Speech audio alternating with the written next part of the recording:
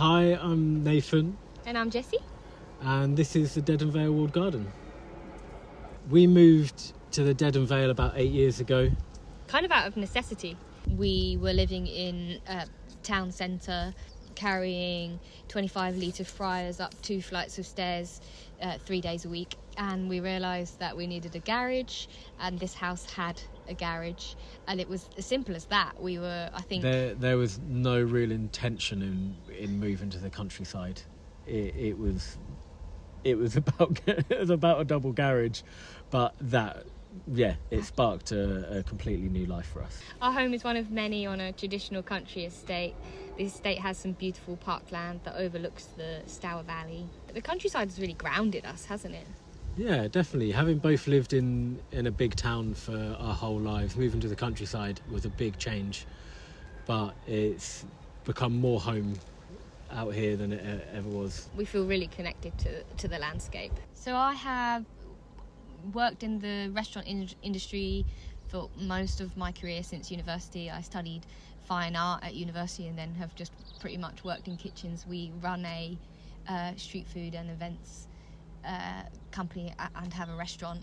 But 2 years ago I decided I needed to do something different, so I studied horticulture with the RHS, and it really sparked something in me, and I thought it was time to make a change. I've mainly cooked burgers for 10 years. Hey, that really underplays what you've done for the last 10 years. No, I've mainly been in worked in restaurants and the events businesses, cooking food for about 10 years now, and this was just an opportunity to do something completely different. And we both love being outside, and this was just an incredible opportunity that we could just couldn't pass up on. We were meant to get married in 2020, and for obvious reasons that didn't happen. And then we lost our venue, which was a real shame, but actually it grew into something way better. The landowner here heard about our problem and let us get married on the parkland here, right in front of the portico, which is the only part of the main house left. This beautiful arched doorway, and again another thing to really root us into the area. Very, very special place.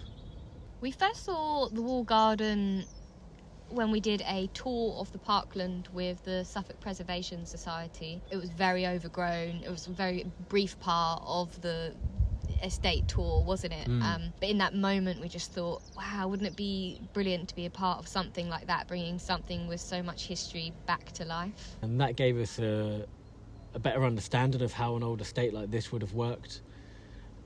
We got to have a little look around and discover the full extent of the walled garden. That gave us an amazing idea that maybe one day we could be a part of a project to restore this. Kind of sparked something in us, didn't it? Definitely. A dream, something that we thought actually wouldn't come to fruition. Never thought that it would actually come to fruition. But it led us to then learn new skills. I went and did a qualification in horticulture. It gave us a bit of drive to think, actually, what's next for us? What can we do? There's evidence of people growing in this space since the early 1700s. In the 1840s tithe map, you can see that the walls had been built. After the First World War, in about 1926, the walled garden wasn't in use anymore, and around 1956 the house was demolished, and the walls of the garden quickly went into disrepair. In that 70 years since the house was demolished, the walled garden pretty much used just to rear game birds. In August last year, the estate got funding to remove the trees that were in the walled garden. It was mostly full of Douglas fir trees and other self-seeded trees that had been grown in here because of the pheasant rearing.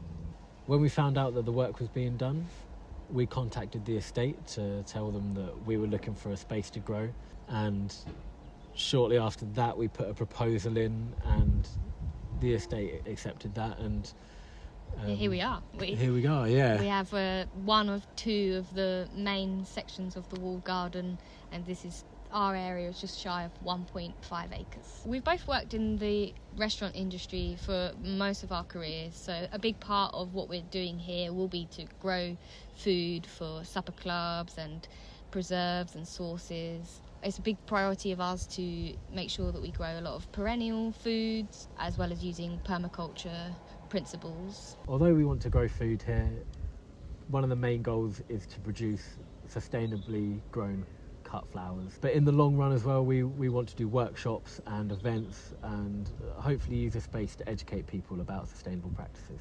The thing that really excites me most about the walled garden is being in a space that has so much living history.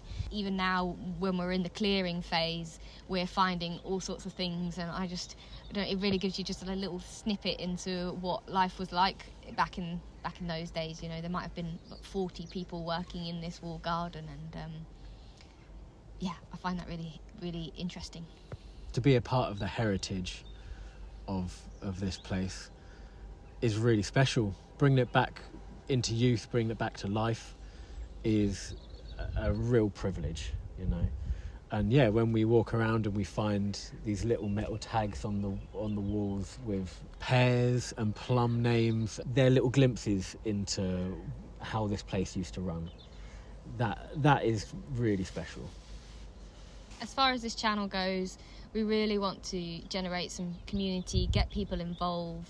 We'll post anything from progress videos to demonstration videos to cooking, really anything that inspires us, anything that we like to do, really, to help keep people engaged. So yeah, please follow us along for this journey. We're excited about this project, and we hope that you can, you know, be a part of this community and join in some way. Tea? I'd love one.